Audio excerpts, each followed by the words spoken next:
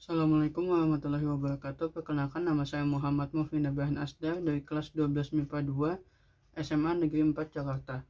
Kali ini saya ingin mempresentasikan tentang pertumbuhan dan perkembangan makhluk hidup. Tugas ini saya kerjakan untuk lebih menambah pengetahuan saya dan menambah nilai biologi saya yang kurang. Apa itu pertumbuhan dan perkembangan?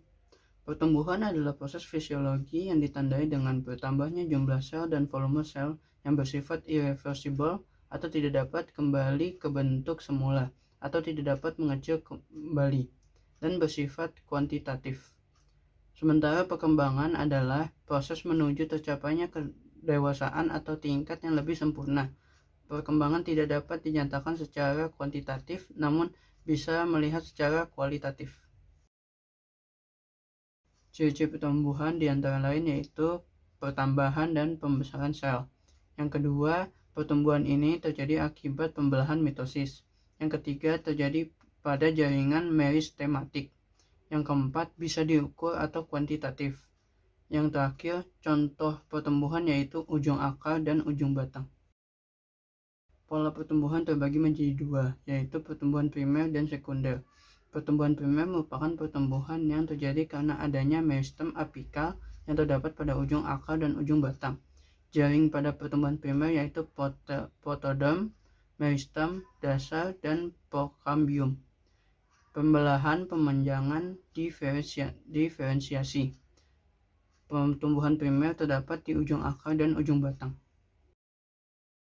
Berikut gambar pertumbuhan primer pada ujung akar dan ujung batang. Yang kedua yaitu pola pertumbuhan sekunder. Pertumbuhan ini terjadi karena adanya meristem lateral. Misalnya terjadi pada Cambium gabus atau Phloem, Cambium fascis, dan Cambium interfascis. Jaringan pada pertumbuhan sekunder yaitu epidermis, parenkim, dan cambium. Aktivitas mengakibatkan penambahan diameter batang dan akar. Berikut gambar pertumbuhan sekunder. Apa itu perkecambahan? Perkecambahan terjadi karena pertumbuhan radikular atau calon akar dan pertumbuhan plumula atau calon batang. Faktor yang mempengaruhi perkecambahan adalah air, kelembaban, oksigen, dan suhu.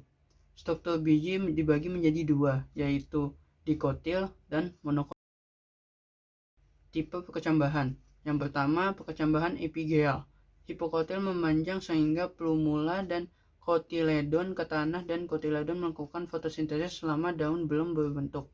Misalnya perkecambahan pada kacang-kacangan. Yang kedua, perkecambahan hipogeal. Epikotil memanjang hingga plumula keluar menembus kulit biji dan muncul di atas permukaan tanah, sedangkan kotiledon tertinggal dalam, misalnya pada kecambahan jagung, kelapa, dan lain-lain. Faktor-faktor pertumbuhan. Yang pertama, faktor internal.